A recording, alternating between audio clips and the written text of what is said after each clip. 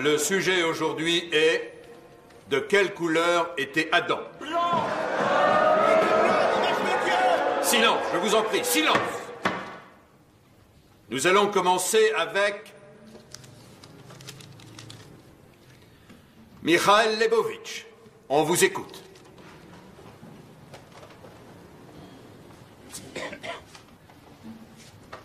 Adam a été créé à l'image de Dieu, et la couleur de peau choisie fut le blanc.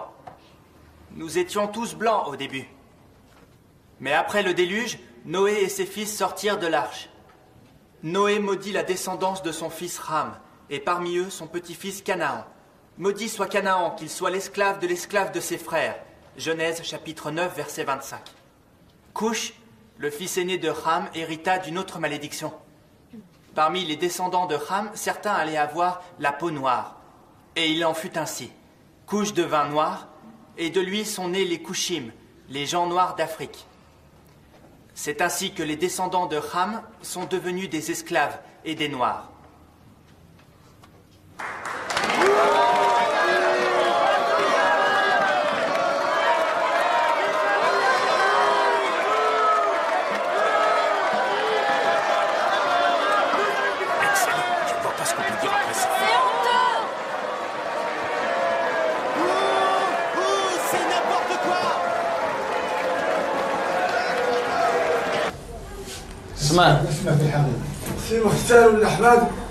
Je m'appelle Mokhtar Al-Ahmadi.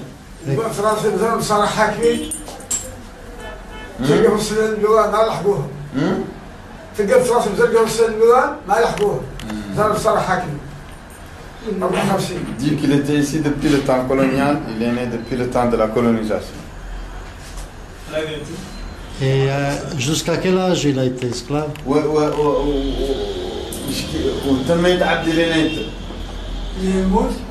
Je suis esclave jusqu'à ma mort.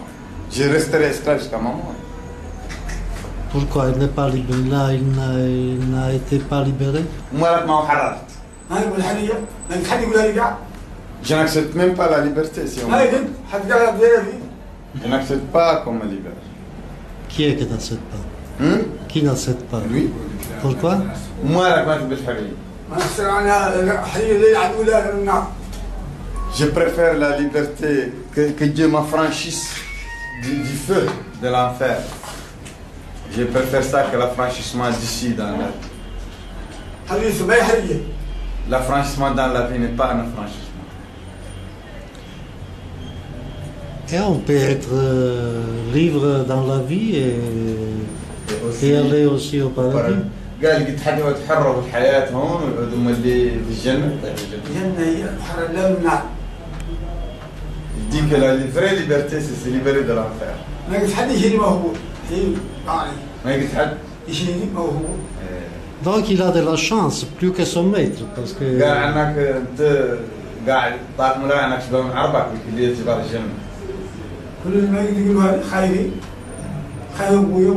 دي وسمعت قال لك عن ما انك طاق مولانا انك شبه من عربك بين انت مش تقل الجنه مش تقل الحريه من النار عتق من النار انك طاق مولانا انك شبه من عربك قال مولانا حريه من النار عند مولانا وما حريه هو اللي قال لك هو غير قال لك عن طاق مولانا انك شبه من عربك ان شاء الله. Il dit qu'il espère qu'il sera mieux que ses maîtres et qu'il va aller au paradis. C'est bon. Et pourquoi il doit servir son maître et pas le contraire? Pourquoi? Pourquoi c'est lui qui doit servir son maître et pas le contraire? علاش عربك عندهم عربك وانت عبدهم علاش يخليك؟ ما قد نهرب انت لا شيء ما قد سيارات لا حيه ولا نبي. Il dit qu'il قال لك عنك تجاوب على السؤال يا طاهر. علاش تعود انت هو العبد ويعود عربك والعربي؟ علاش يخلق اسمه؟ بويا امس انت العرب وابوك العرب. ما سمعت. جاوب على السؤال قال لك. قال لك عن علاش يعود انتوما هم عربكم وانتوما هم عبيدهم؟ علاش هيك يخلق؟ قول دعي من نوح. دعي من نوح. Il dit c'est le prophète. Le prophète Noé. Oui. C'est lui qui a créé cette malédiction pour les Noirs. Parce que son fils Cham, le fils du prophète Noé, qui s'appelle Cham, il a été irrespectueux. Il n'obéissait pas à son maître et c'est l'ancêtre des Noirs. C'est lui, le prophète, a demandé à Dieu une malédiction sur son fils Cham. C'est pourquoi tous les enfants de Cham qui sont les Noirs sont devenus les esclaves des Blancs. Il dit que c'est pourquoi lui, il est esclave et son maître est le Blanc. L'histoire de Noé et de son fils, je ne comprends pas.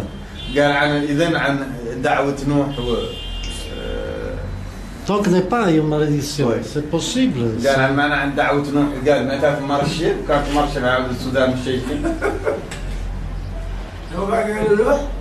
Eh oui, ça c'est le prophète, ça c'est les livres de nos maîtres qui nous ont appris ça. C'est la religion. Ok. Donc Obama va à l'enfer.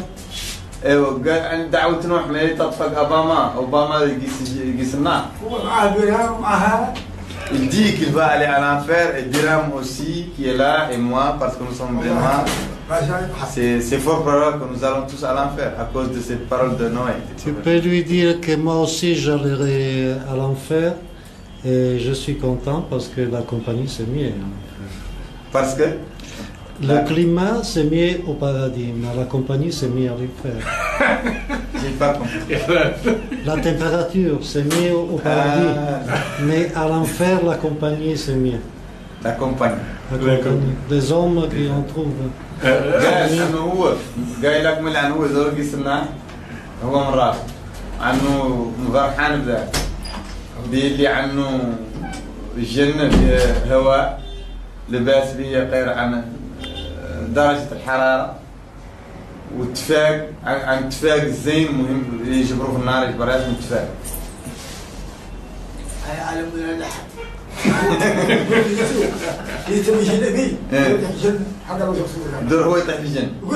Il dit que si tu continues à rendre visite aux esclaves dans leur combat, tu vas aller au paradis, même contre ton gré. Parce que tu es à côté des plus faibles.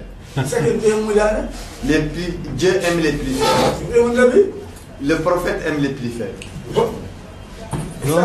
Donc le prophète n'aime pas le maître.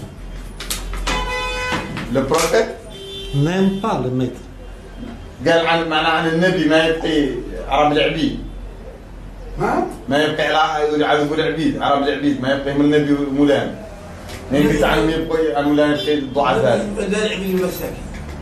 Dieu n'aime que les esclaves et les pauvres. Seulement.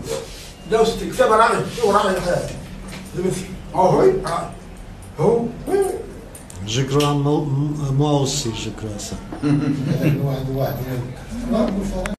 L'Afrique va être la victime expiatoire aussi d'un inconscient collectif très lourd. Effectivement. Voilà les esclaves, par essence. En plus, ils ont la couleur noire. En plus, voilà. Ensuite, ils sont maudits, comme on dit dans la Bible. Ensuite.